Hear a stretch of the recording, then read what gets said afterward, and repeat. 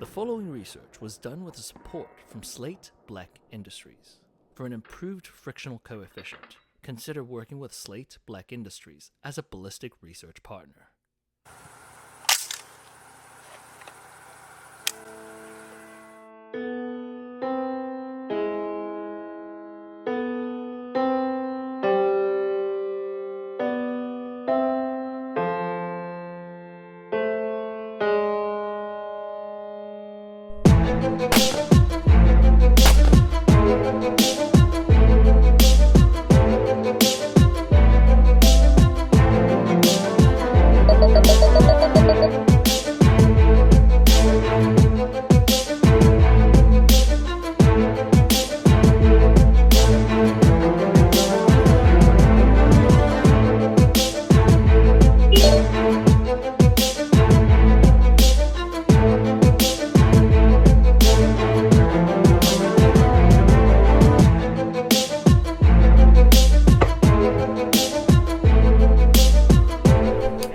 Alright, Henry, it's big boy SIG time.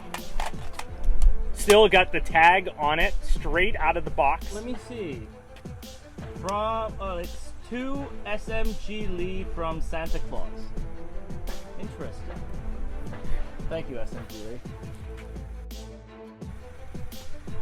Alright, here we go. 150. Jeez. Okay. Thought you were gonna crack the steak there for a second. That looked spicy. Yeah, let's take the heaviest recoiling rifle right after we shoot something like the P90. All right, I'm on it too. Yup. Is that the base? No. Okay. That one was on the right edge, though. Okay, so one thing that I can tell you off the bat, this rifle, without reading the manual, we realized that the gas setting it's set on normal. But evidently SIG dislikes its customers because it was just slamming my shoulder. So now we have it on the suppressed setting, and it feels like a normal rifle. But I cannot spot my hips because of the recoil. I'm on at 250. Good thing you bumped it, because that was on the lower third, and your windage is perfect, though.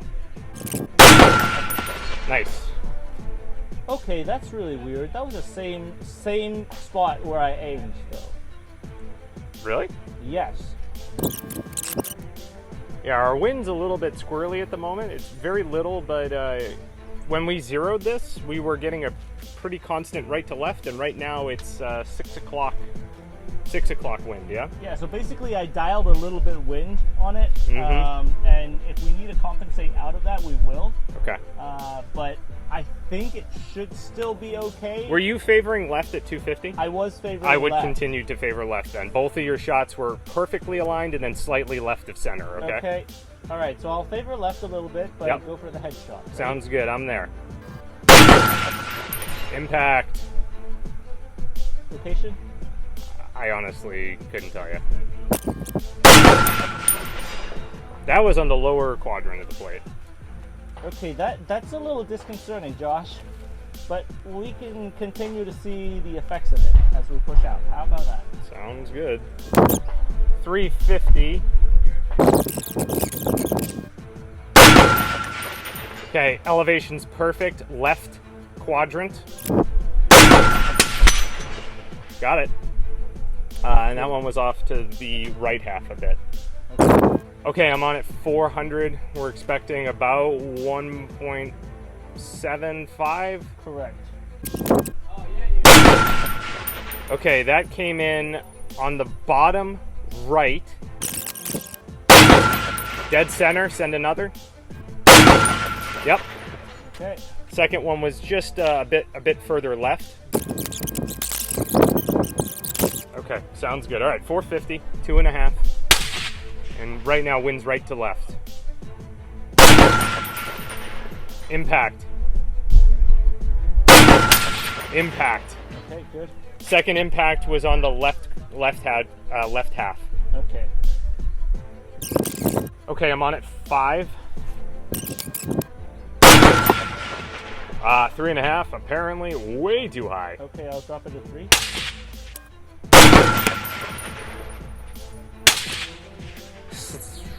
Head level off the left edge, or shoulder level, correction. Shoulder level off the left edge. Impact dead center. Okay, I'll do one more. Yep. Nice. Okay. Yeah, challenging wind here actually, like, because we're feeling right to left here, like pretty distinct, about 3-4 miles an hour. Downrange, it's actually potentially going the other direction. Okay. Is it 3-4 or that you're seeing on the? Anywhere between 2.5 and 4. Okay. On at 650.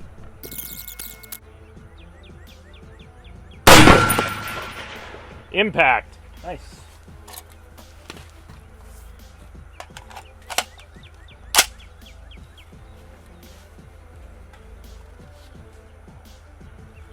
Okay, I'm on at 725.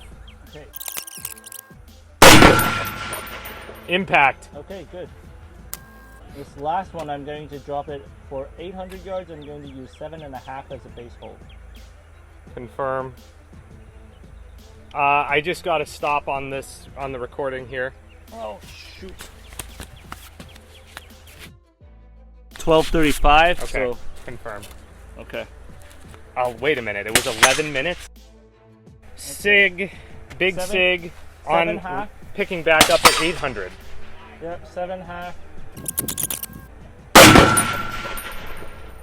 Okay, that came in short by about half a target and about a target, 3/4 of a target to the right.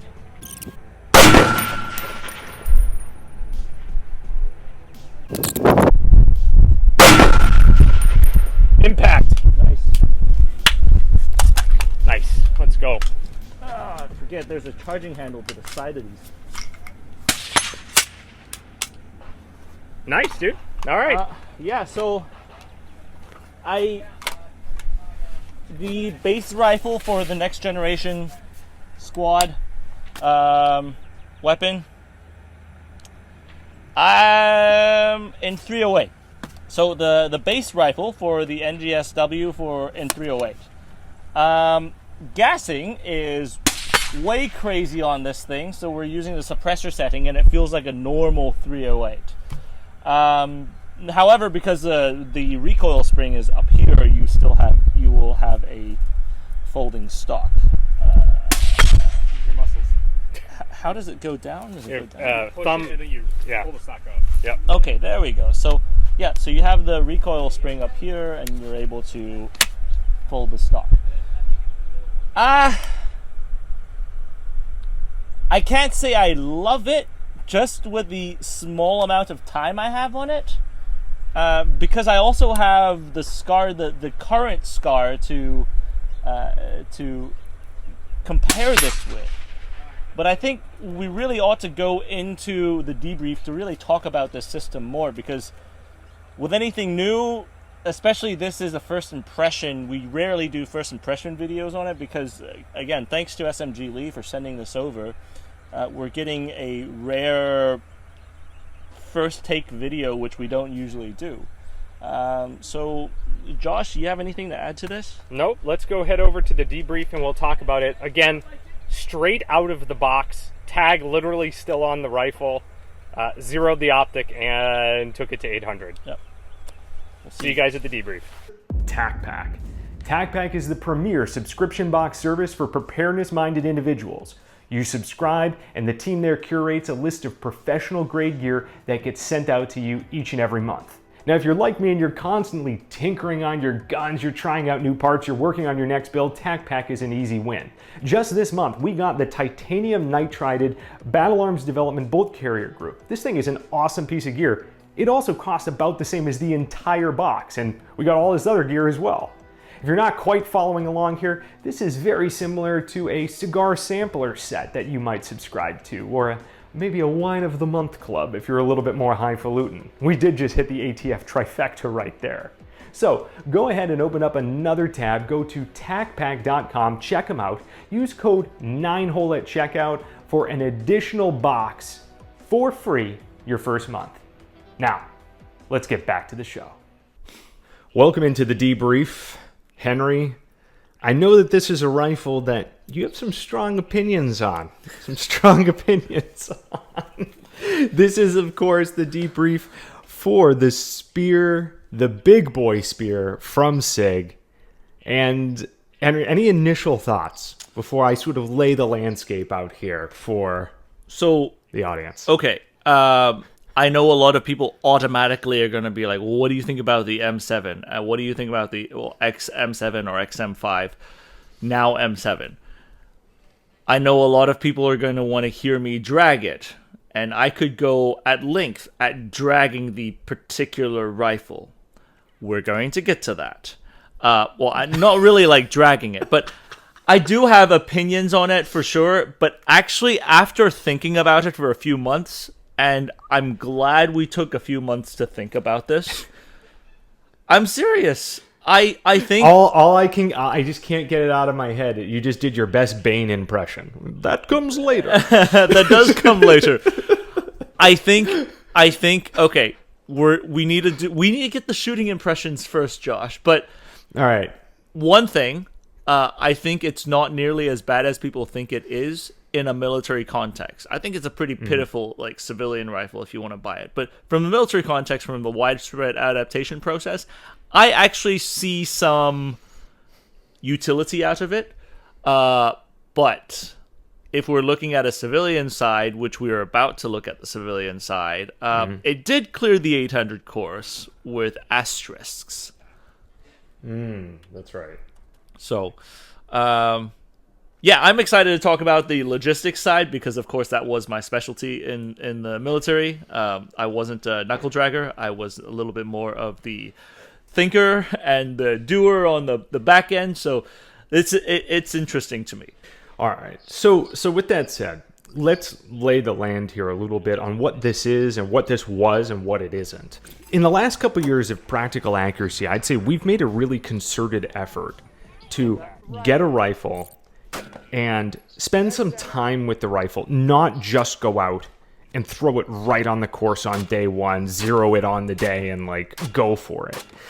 In this particular instance, we have to thank Kevin at Full Effing Auto and SMG Lee for allowing us the opportunity to shoot this rifle, which was basically going through Kevin on as part of a dealer transaction to SMG Lee. So we only got it for a couple hours on the day. The tag's still on it.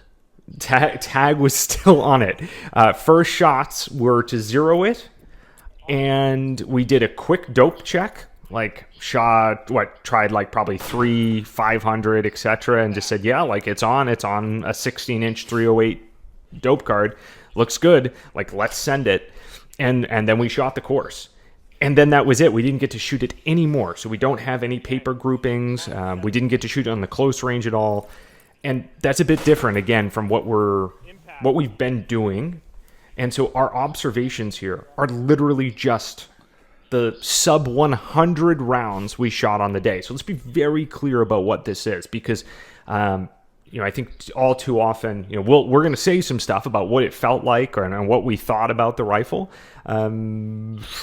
That maybe with more time, our opinions might change or adjust, or we might be able to look at things or flesh them out at a deeper degree. So I just want to be very upfront about that particular piece. The other piece, Henry, is that this was obviously the 308 or 7.62 version of this rifle, not the 6.8 by 51 from the XM7 or M7. Right? Which, in my opinion, and this is my projection, I think this potentially could be playing a role in the U.S. arsenal rather than 6.8 at a nearer date. But again, you mean the 7.62 version? I think so, yes. But we'll get to that in a bit in the actual logistical discussion of things. Right. So as we're talking about this, keep that in mind as well, right? We're not shooting the new cartridge. So when we're talking about these things, to Henry's point, we're talking about this particular rifle as shot on the day. So Henry, let's talk some initial observations then on range with the rifle. Okay.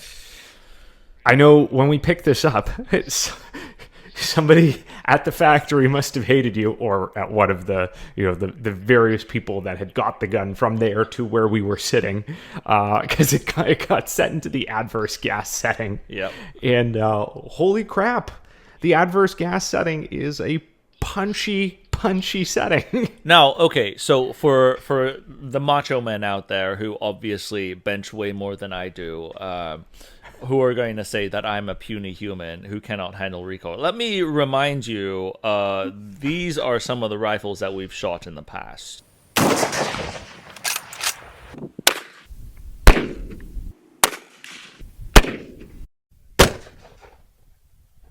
Oh my god. Did that hit a bird? To include many CNRs that are way more punchier than this. But that's not the point. Compared to another semi-auto 308s, this is punchier. And that's important to have more manageable recoil at this range, not because you are a weak human being, but because as a shooter, you want to be able to spot your own shots as much as possible, or have faster follow-on shots. The adverse mode was spicy. And I initially called it. I was like, oh, this is not great. Yeah. Yes. So I think on the day we were thinking about things in SCAR terms, and you might have said, like, I'm switching it to the suppress setting or something like that. But evidently SIG dislikes its customers because it was just slamming my shoulder. So now we have it on the suppress setting, and it feels like a normal rifle. But I cannot spot my hips because of the recoil. It's really just switching it to standard setting, and then it was still very, very punchy. I mean, I shot a bit out of it, and it was far more than what I would have said I feel out of a SCAR heavy. It was more than what I felt out of the G3 platform, like much snappier than the G3 platform. Like the G3 on rollers is, it can be hard to control it and get the cadence right, but it's nowhere near as snappy as this. Yeah. This was very snappy. That's probably the far opposite, the G3 on the G3 system. Yeah. Right. And this felt probably more akin, I don't know, in my mind, to like one of your older FALs. Yeah, right? If you have it dialed all the way to full gas, right? Right. Yes. Like all the way open. Right. The FAL all the way open. Well, like that's sort of what this FAL. The FAL is all the way closed because it's an exhaustion gas port. Yes, but yes, I know what you're saying. Yes. You're used to SCARs. Full gas. You're used full to SCARs. gas, Yes. Right. So, yeah, I mean, this from a recoil perspective, intense, and that's non-suppressed. Right. Yeah. As far as I understand, these are going to be issued or are intended to be shot with suppressors on them. So flow-throughs, but yes. Right. So, who knows?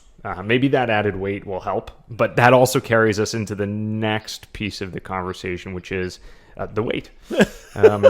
I thought that this was particularly heavy on the day, which for people who watch the show, people know I usually have a bunch of enablers on my kit. Like I constantly run stuff with suppressors, lights, optics.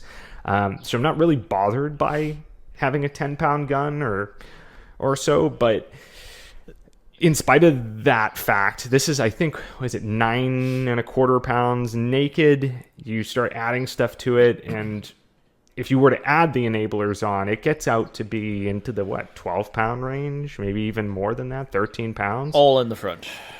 And that's the difficulty, right? We've talked about this ad nauseum in our session on weight and our live stream on weight. People talk about the number of quote unquote 10 pounds being like this magical threshold where you go into double digits and suddenly you can't carry or use the gun anymore. But so much of it has to do with balance and where the weight sits. On this particular setup, the weight's very front heavy. Right. It's very far out in front on this setup. Which also leads to another point, which I've talked about ad nauseum in the Spear LT series that we've done over the last couple months. And that's the stock feels a bit out of place in this one, in my opinion.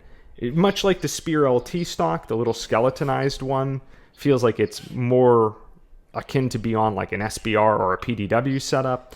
This particular sort of micro carbine stock sort of feels like it fits the Spear LT better than the big Spear, and that I would have wanted, like, I don't know, what stock in your mind is ideal for this particular setup? Honestly, with this type of recoil, probably one of the PRS stocks that Magpul offers, like the PRS Lite or something like that.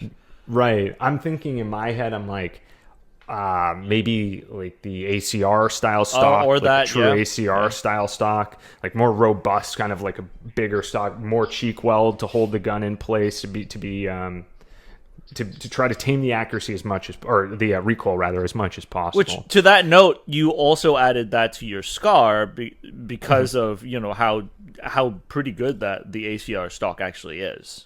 Yeah, and the feedback we had on the SCAR stock being also not necessarily the greatest. Different problems, fragility problems. Totally. That, yeah. Yes. Totally. Yes. Agree. Now, let's pivot into accuracy a little bit. Again, still just sticking with observations on the day here, but when we look at the accuracy here, we cleared the course, and also keep in mind you cleared the course with only a couple misses.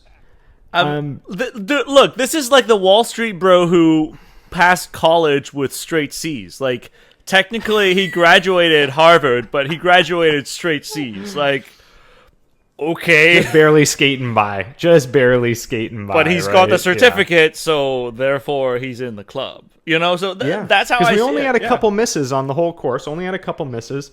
16-inch barreled 308. If we think about this within the context of a DMR or a precision gasser, that seems bad. Right, like you should be able to clear 800 without any misses with that type of a setup. But if we think about this within the context of a battle rifle, which it is, 1.5 to 3 inch groupings, maybe even 2 to 3.5 inch groupings being more common on like battle rifle configurations, it doesn't seem like it's actually out of bounds at all. But one thing that I thought was interesting here, when we shot a brand new Spear LT, the LT, mind you, the small bore version, our groupings were wider than we would have expected, like 2.5 to 3 inches, or we got a couple of them down to closer to 2 inches for a 9-shot group. Right. Kevin at FFA, he had his Spear LT, the one we actually shot on practical accuracy, that looked, when we were shooting it on PA, it looked like it was grouping like really well. And he's shown us groupings he shot, granted like 5-round groupings, I believe, but that were closer to, 1.25 inches, I believe. So it's, he noted to me in sort of conversations that he had seen his groups shrink over time after the first like couple hundred rounds. We haven't gone out and reshot the Spear LT to see, now that we have like several hundred rounds through the one that is in our inventory from the initial testing. We haven't gone out to see if the groupings have changed. So I would be interested to do that, first of all, to see if that's happened. But mind you, on this Spear, the big boy Spear we shot, these were literally the first rounds out of the gun. So I wonder, purely hypothetical, I wonder if we were seeing like a slightly larger group and it takes some time for these rifles to settle in a bit. I mean, okay. The AKs do that. AKs, they need to settle in. Some rifles with barrels that have, let's say, like more cost-effective manufacturing processes, sometimes they're not completely polished well. They need to get settled in. This is something that you don't see from, let's say, like a Geissele. From the URGI that we shot. True. Like URGIs, every single one of them, drop in and go. Right out of the box. True. So look, totally hypothetical here too, Henry, right? Because we didn't get a chance to put this on and shoot 9-shot groups with it and see how it responded with or without suppressors. Like, again, very hypothetical. We're just seeing, when you were shooting it, you were calling it out. You're like, dude, I'm holding the same hold, and I'm like 3 inches this way. The next shot's like 6 inches this way. Like, things feel a little bit odd here. But it still skated by. We still got right through where we needed to be. Yeah. Yep. So you're right. I do think it's worth something that we should test more. And I know that there are some guys in the Patreon and the Discord who have told us that they've got the big boy spear and it shoots really well. And it's really like it's broken in nice for them and it shoots really well. So these are our impressions following like less than 100 rounds down the gun, and that's all we've got. So with that said, observations on the day sort of cleared through. Right. I'm interested to sort of talk now through and get some of those opinions that you have. And I sort of want to tee this up from a layman perspective, which is sort of my position on it. You know that I am an AR aficionado. I love the AR platform, right? I'm super into it. I love shooting them. I think they're the best thing since sliced bread.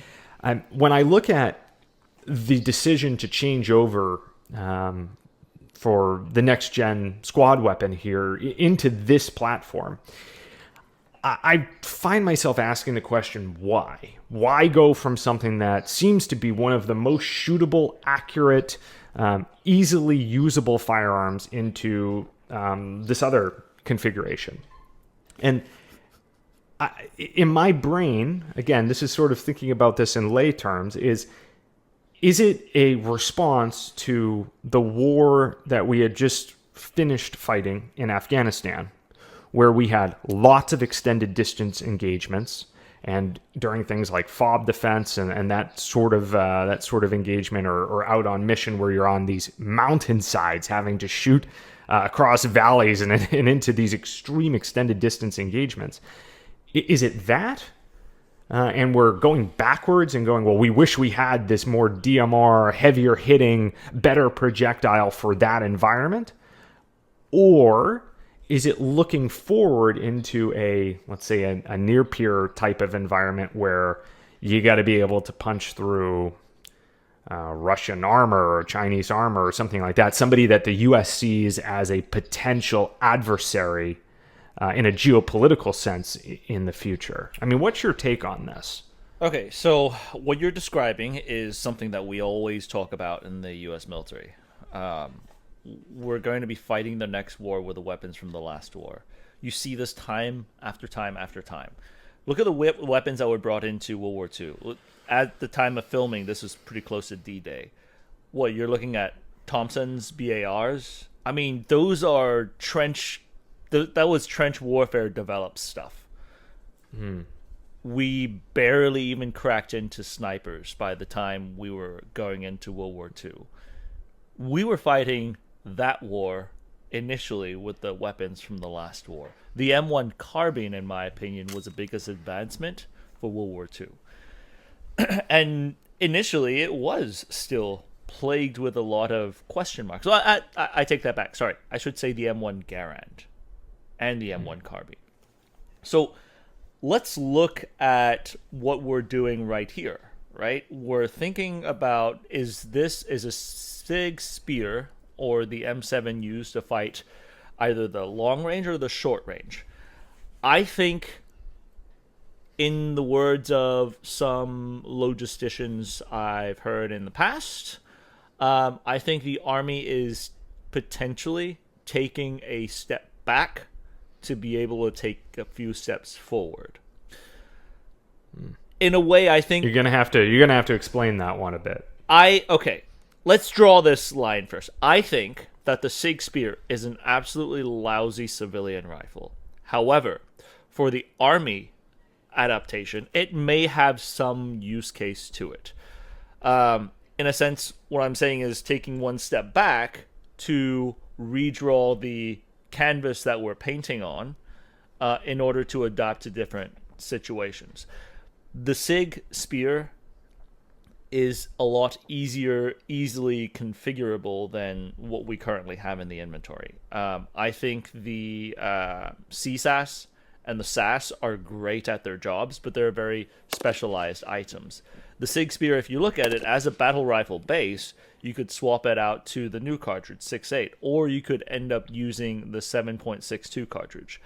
I wonder if the future of this system is going to be a 7.62 equipped SIG Spear going forward, because 308 can do 80% of what you want a 6.5 by 51, what that cartridge could do, right? Especially within a manageable or reasonable distance.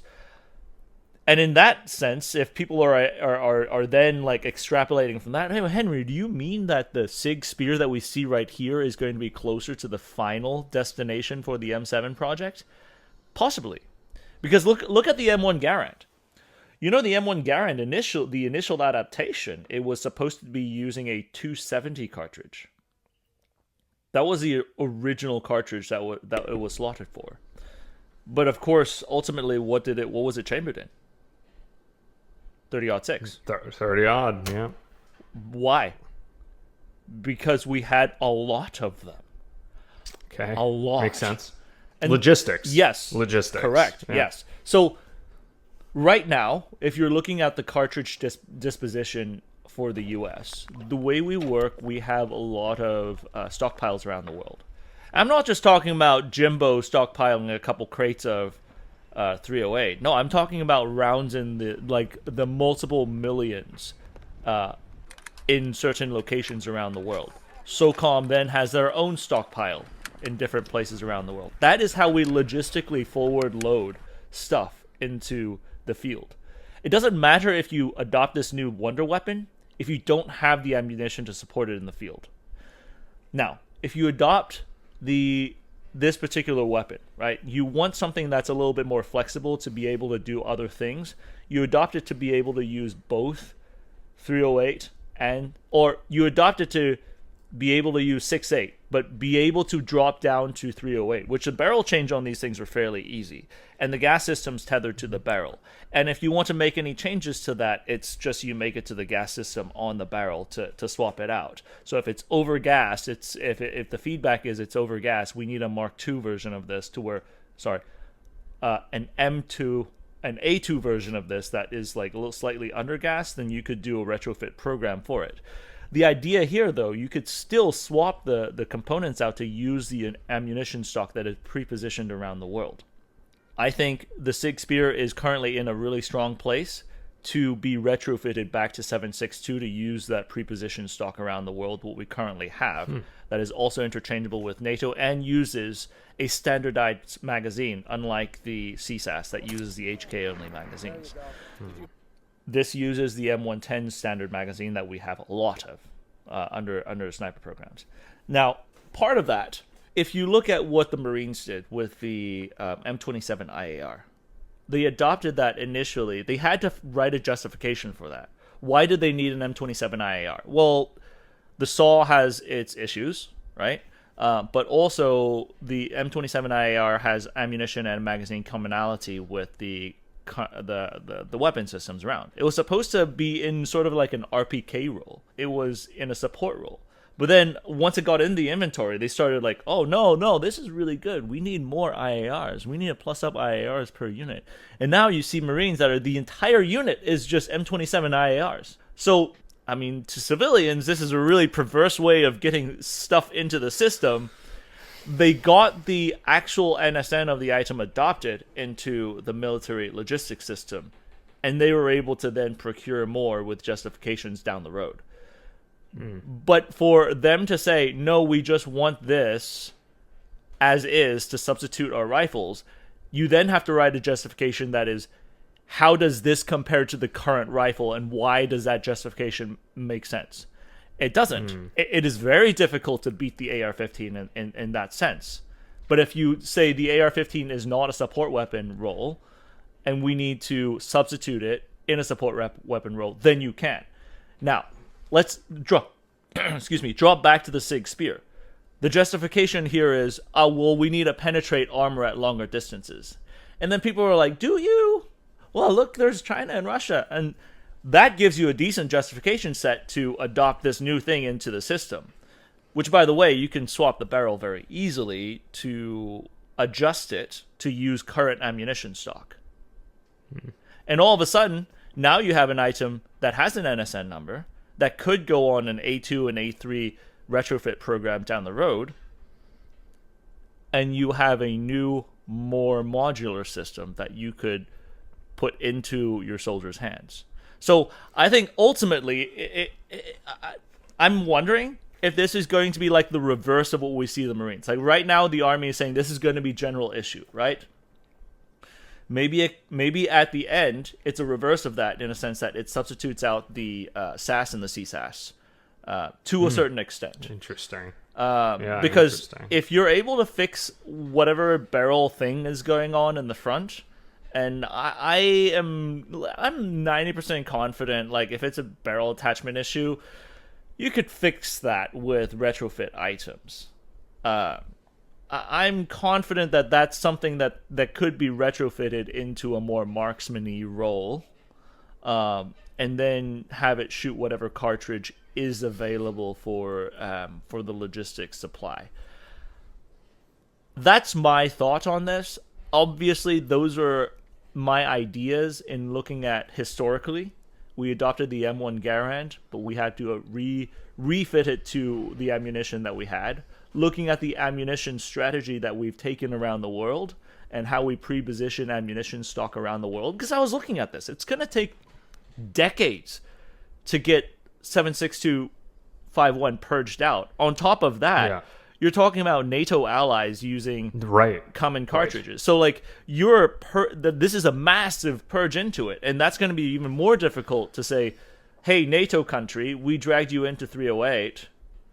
Surprise, we're not going to be using this anymore. So, I think that's going to be a hard sale. But if you're looking at it, in a sense that this is a way of pulling this into the logistics system and then having longevity through modularity, it makes sense to a certain extent for the U.S. military. Now, whatever bureaucratic loops you have to do to pull something like that through, we may be witnessing that right now.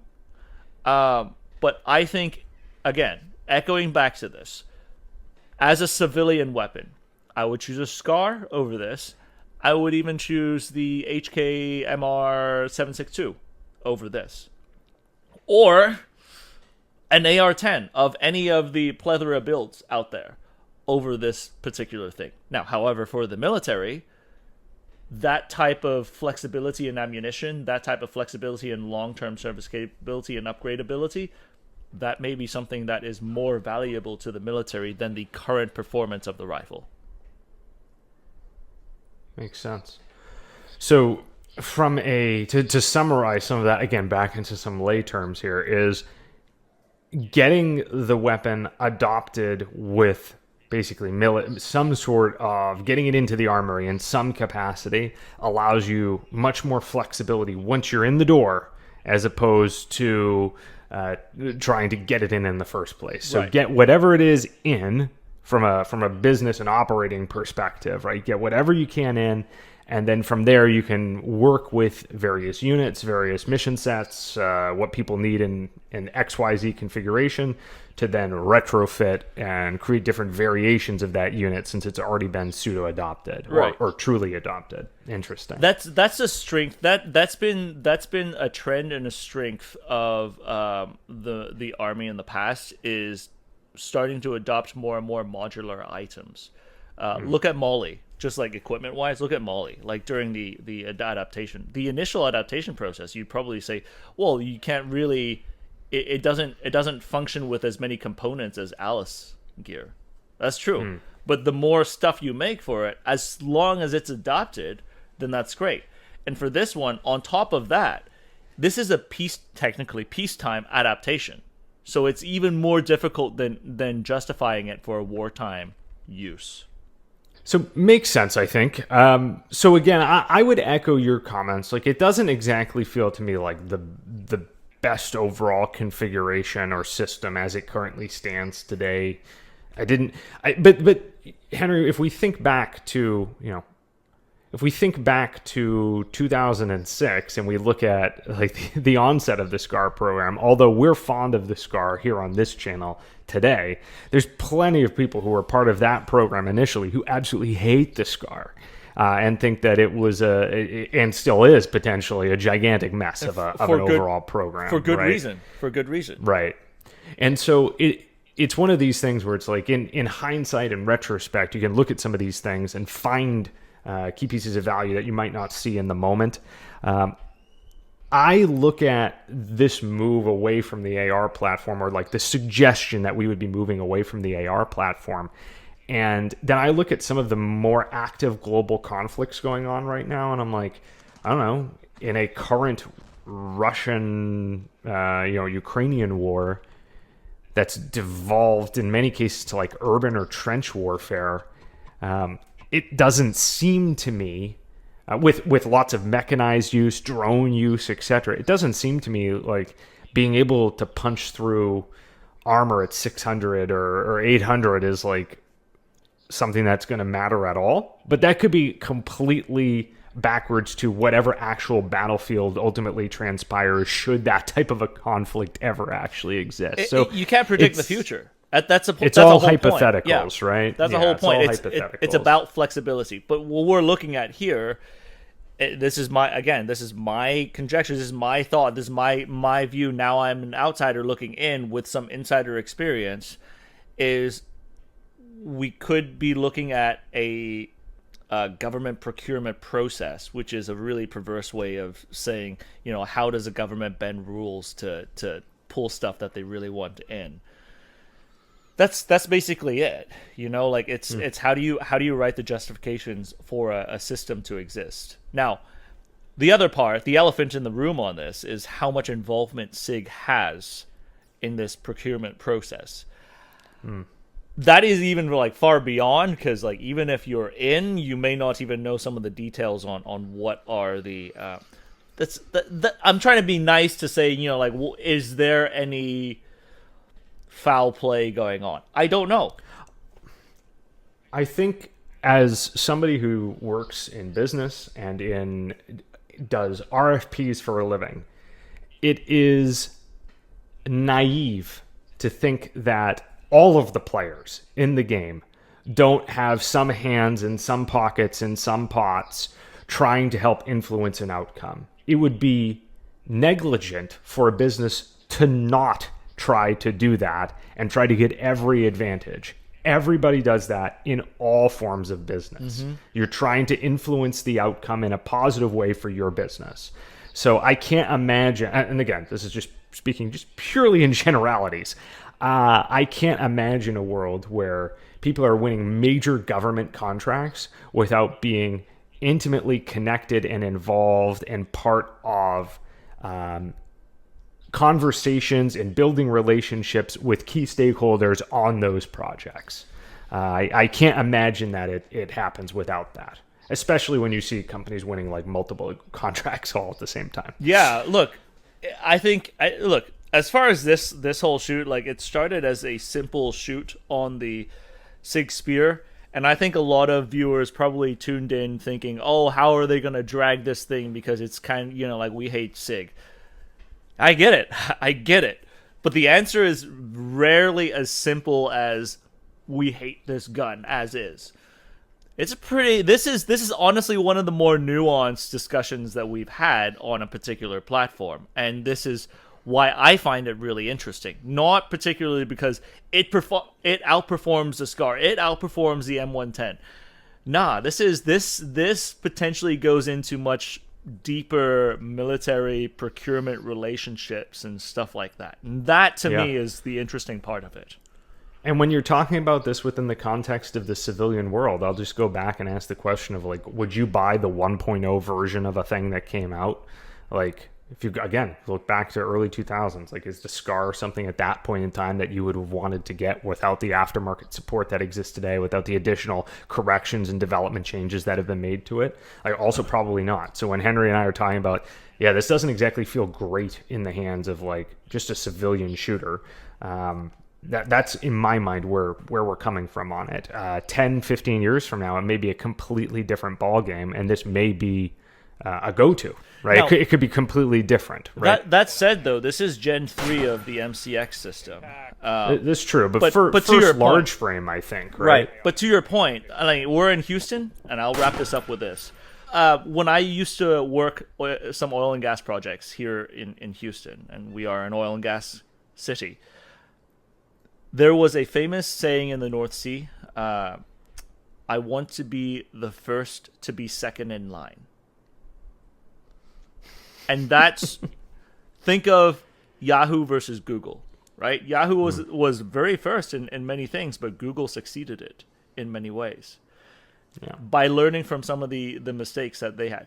What, to your point, do you want to be the first in line to buy a SIG Spear, or do you want to be the first to be second in line to buy the SIG Spear that's got a lot of these things fixed? Yeah, makes sense. Makes sense. All right, y'all.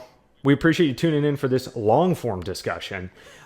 If you want to hear more on Henry's sort of feedback on logistics, development, and all the rest, let us know in the comments below. And maybe we'll do a breakaway session on things like this, things in the procurement world in general, which both Henry and I have ample experience in.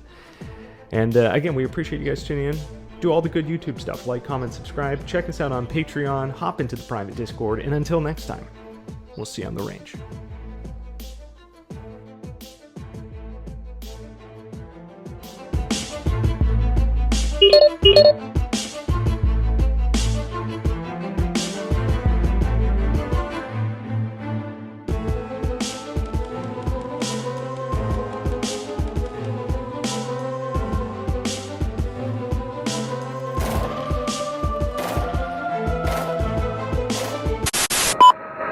This is Gillnet 6, 4 Vic, 8 packs, REDCON 1, green to green. How copy, over? Gillnet 6, this is 716, roger, over. 1-6, Gillnet 1, 1 pack, green, green, over. This is 716, roger, over. 1-6, Gillnet 2, 1 Victor, 2 packs, REDCON 1.